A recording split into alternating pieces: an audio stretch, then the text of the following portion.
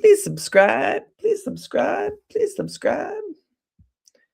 Got to change my banners because yesterday was Wednesday Wisdom with Kitty. Not today. Not today. Not today. Not today. Today, we are talking about integration. Oy. Yeah. Different, right? Different way.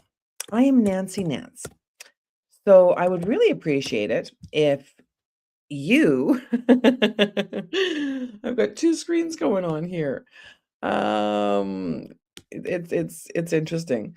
Um two screens going because I am working on my YouTube and my TikTok. And I need to cut and paste. I live here in Edmonton, Alberta, and it snowed again last night. It's shocking how the weather has been, and it is oh my goodness, it is about conscious choices. And this morning, I made a conscious choice. I chose not to engage with yesterday's noise. Seriously. No overthinking. No rehearsing conversations that may never happen. How many times do we do this? Ugh.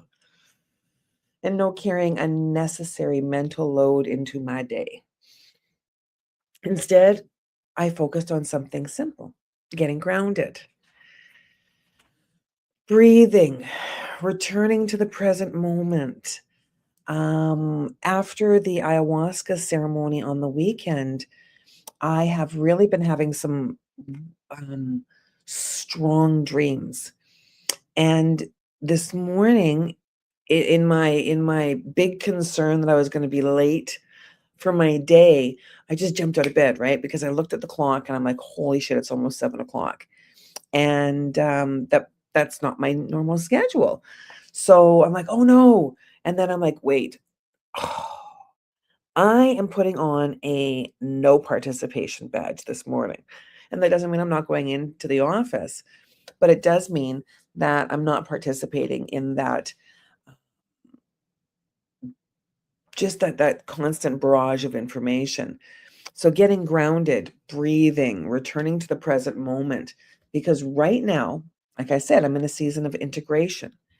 And after a deeply impactful experience this past weekend, I've noticed a few things: fatigue, vivid dreams, mental fog, alongside moments of clarity. And here's what I'm learning: clarity doesn't come from forcing outcomes, it comes from creating space for it to emerge. In personal growth and leadership, integration matters, like it really does. And it's where insight becomes action. It's where awareness becomes behavior and where change becomes identity. So here are a few practices that I'm leaning into right now. Capturing reflections without overanalyzing them. So the dream, I love to journal. I was talking about the writing process last night at a networking event, and I said how I love to write.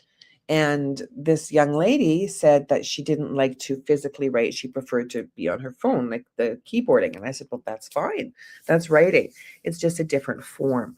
We can get caught up in the, I don't like it this way. I don't like it that way. So I'm not going to do it. And that's just a bunch of bullshit excuses. Let's face it. So it's where we sit and capture the reflections without overanalyzing them. Sometimes it's spending time in nature to reset and regulate. I mean, I'm going to do that with the snow as I drive, listening to the sounds, feeling that breeze, knowing that this too shall pass. Simplifying my inputs, food, information, and commitments, moving my body gently to support clarity. and allowing emotions to surface without resistance. So that feeling this morning where I'm like, as soon as I stopped doing that and I simply went to the coffee maker, put in the grounds, added the water, hit the go button, better, hop in the shower, get dressed, just slowing down, man, slowing down. One practice that really stood out for me is writing down what I'm ready to release and intentionally letting it go. Because growth isn't just about what we add, it's about what we're willing to leave behind. And equally important is defined by what comes next. Next, who am I choosing to be? What am I no longer available for? And what am I ready to step into? We often underestimate this phase, but integration is where transformation begins, becomes sustainable. So you're navigating change right now, whether that's personally or professionally. Ask yourself this: are you giving yourself time to integrate? Or are you rushing to the next outcome? For me, today is about trusting the process, not forcing clarity, but allowing it. I would really, once again, love to reintroduce myself. I am Nance. I am Recover Your Joy. I am Exponential Joy. I am the writer of Choose Joy: A Survivor's Guide for Hope. Um, it's a I'm the voice of joy. So I invite you to please, if this resonated with you, share it with a friend. I'm seeing some Canada flags popping up here on TikTok, which is so cool. You don't see as much popping up when you're doing a StreamYard unless there happens to be a comment. It's a fun place to hang out. Like it really, truly is. I invite you to TikTok, my Recover Your Joy YouTube friends. It's a different vibe, a different feeling. That's where every platform comes along. I heard yesterday, like, I'm not following social media, is what someone said. And I'm like, what does that mean? Like, does that mean YouTube? Does that mean Facebook? Does that mean Instagram? Does that mean TikTok? And why stop following? Why not simply become a little bit more choosy? That's like saying I'm going to stop eating. Why would I stop eating? That sounds kind of silly to me. So I'm Nancy Nance. I'm a healing guide. I'm a recovery coach. And I'm here to consistently offer you opportunities to move forward in your healing. If you are interested in taking this one step further, my contact information is in a lot of places. And I look forward to a clarity call with you. So, peace out.